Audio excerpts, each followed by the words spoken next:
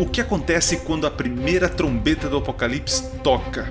Quer saber? Então fique até o final e confira mais um segredo revelado.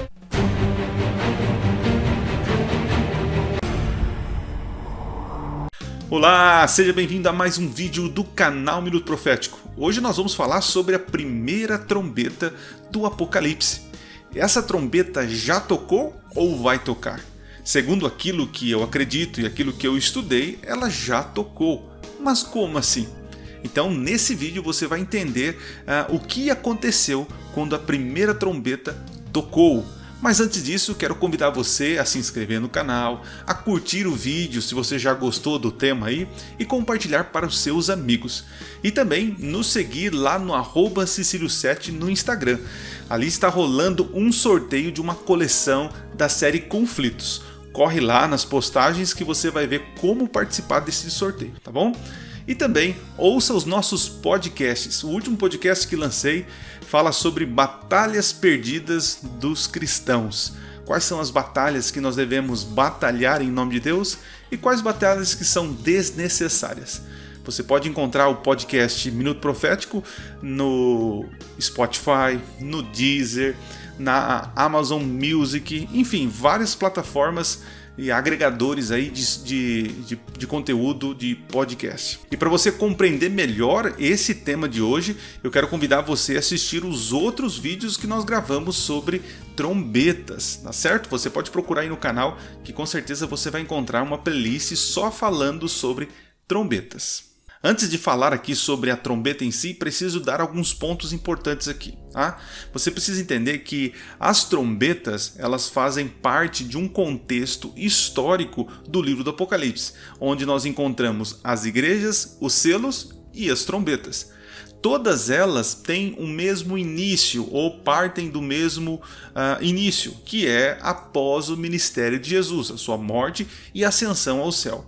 Lembrando que as igrejas, o foco, a ênfase, são as características do povo de Deus ao longo da história. Né? São 7 períodos aí, 7 igrejas.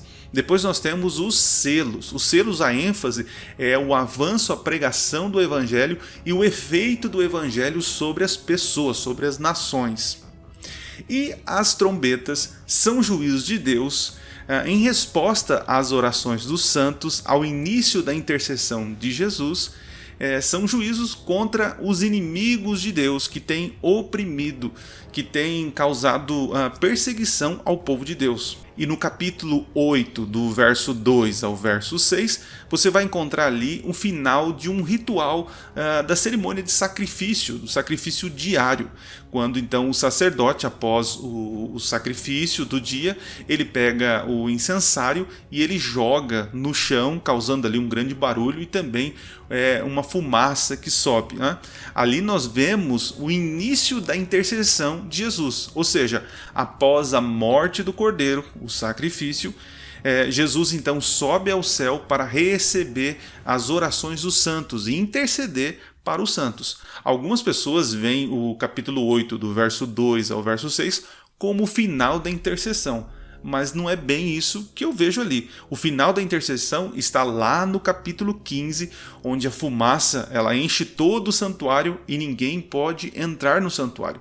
Então é uma referência ao final do tempo da graça, o final da intercessão.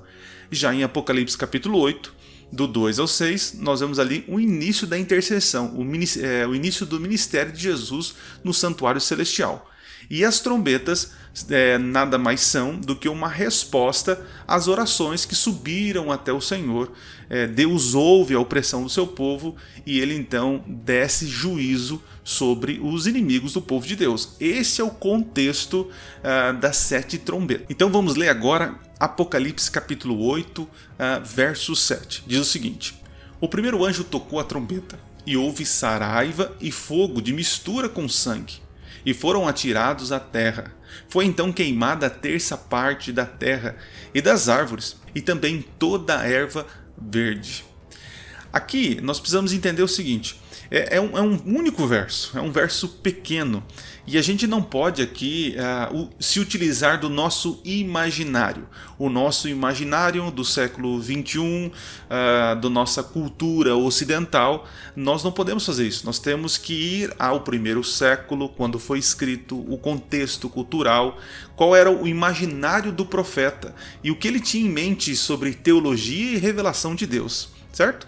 Para isso, nós temos que se utilizar da intertextualidade. Para isso, nós temos que se utilizar da intertextualidade, ou seja, palavras que são repetidas, faladas no Apocalipse, que são encontradas no Antigo Testamento. E as palavras-chave que nós encontramos aqui em Apocalipse 8, verso 7, é encontrado em diversas partes da Bíblia. A princípio, nós encontramos lá quando as pragas caem sobre o Egito, Deus trazendo juízo sobre o Egito para o Egito libertar o seu povo, né, o povo de Deus. Mas encontrei alguns textos aqui que são bem claros a repetição das palavras, né? João não escreve no vazio, existe um pano de fundo, existe ali o que nós chamamos de background, né? Teológico por trás disso. Olha lá, em Ezequiel, no capítulo 38, do verso 22 ao 23, nós temos o seguinte: contenderei com ele por meio da peste e do sangue, chuva inundante, grandes pedras de saraiva, fogo e enxofre farei cair sobre ele, sobre as suas tropas e sobre os muitos povos que estiverem com ele. Assim eu me engrandecerei, vindicarei, palavra-chave aqui, a minha santidade, e me darei a conhecer aos olhos de muitas nações, e saberão que eu sou o Senhor. O texto de Ezequiel é muito claro em dizer que Deus estava vindicando o seu caráter e a sua santidade. É como se Deus estivesse vingando, né? Se vingando contra a rebeldia. E aqui você percebeu que são citadas várias palavras que se repetem lá no Apocalipse. E isso não está por acaso aqui. João, como eu falei, não escreve no vácuo. Ele tem um pano de fundo, um contexto histórico, um contexto teológico. Deus então revela para João que o tocar da primeira trombeta é algo que já aconteceu ou que não é novo. É Deus, mais uma vez, vingando o seu povo, trazendo juízo contra os inimigos do seu povo. Outra palavra muito importante que aparece aqui nesta trombeta, no tocar dessa trombeta, é a palavra árvore. Quando você vai para Ezequiel também, no capítulo 20, você vai encontrar o seguinte: ouve a palavra do Senhor, assim diz o Senhor Deus, eis que acenderei em ti um fogo que consumirá em ti toda a árvore verde e toda a árvore seca. Não se apagará a chama flamejante, antes que elas se queimarão todos os rostos, desde o sul até o norte. Então aqui a árvore é mencionada para se referir ao povo de Deus. Lembra do Salmo 1, que diz que o fiel é comparado como uma árvore. Então árvore no Antigo Testamento é uma referência para os fiéis, para o povo de Deus. Interessante aqui que esse juízo da primeira trombeta cai sobre o povo de Deus. Mas como assim? Como assim? O povo de Deus recebendo juízo? Sim. Mas continuando o nosso raciocínio, vamos ver mais uma palavra-chave, né? Em Apocalipse 8, capítulo 7, diz: e também toda erva verde. E isso nós encontramos lá em Isaías, capítulo 40. Olha o que diz.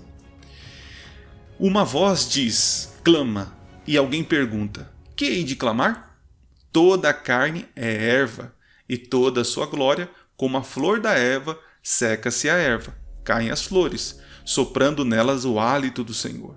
Na verdade, o povo é erva, seca-se a erva, cai a sua flor, mas a palavra do Senhor, nosso Deus, permanece eternamente. Então, a erva aqui também é comparado a povos, nações, pessoas. O juízo de Deus caindo sobre povos, pessoas. Outra parte importante do texto é mencionado quando diz que é terça parte sofre isso. Terça parte é um exemplo de que não sofreu dano ou não sofreu juízo o todo, mas a terça parte. Então aqui existe juízo, mas com misericórdia, diferente das 7 últimas pragas, que não acontece com misericórdia. Existe um juízo de Deus acontecendo ao longo da história. E o primeiro juízo após a ascensão de Jesus, que é o tocar da primeira trombeta, que é uma resposta à oração do povo que estava sofrendo, foi contra a nação judaica no ano 70, quando Roma invade Jerusalém e destrói o templo. Então, na minha humilde opinião, nos meus 2 centavos de contribuição na teologia, eu estou seguindo aqui muitos outros autores, escritores, que acreditam que o tocar da primeira trombeta é uma referência ao juízo de Deus que caiu sobre os líderes, a nação judaica, que rejeitou o Messias. E não apenas rejeitou o Messias, mas perseguiu o Messias. E não só perseguiu o Messias, mas perseguiu todos os cristãos. Então Deus responde a oração, o clamor dos santos, trazendo juízo sobre a nação judaica que rejeitou o Messias e perseguiu o povo de Deus. No ano 34, com a morte de Estevão, quando Estevão estava ali pregando para o Sinédrio, no capítulo 7 de Atos, os líderes judaicos rejeitam a mensagem de Estevão, rejeitam o Messias a ponto de matar Estevão. E ali aparece Saulo, a figura de Saulo, que seria então o profeta, o apóstolo dos gentios. Lembrando que depois do ano 34, que é o final da profecia das 70 semanas, que eu já gravei um vídeo sobre isso aqui, o povo de Deus não é mais um povo étnico, uma nação israelita, os judeus, mas o povo de Deus são todos aqueles que aceitam o Messias, Jesus Cristo, como Senhor e Salvador. E só um detalhe aqui para a gente terminar o nosso raciocínio: o texto, o verso 7 do capítulo 8 diz que foi queimada toda a erva, dá um sinal de totalidade. Mas olha que interessante, lendo um autor aqui, ele diz o seguinte, que não existe uma contradição entre terça parte, um juízo sobre uma parte, e sobre queimar toda a erva. Porque no raciocínio dele, achei interessante que quando existe uma queimada, por exemplo, numa floresta, queima-se as ervas, tudo ok, beleza, mas depois que passou a queimada, surgem então novos ramos, e onde a floresta ela é reflorestada e aparecem novas plantas e novas flores. Isso que aconteceu.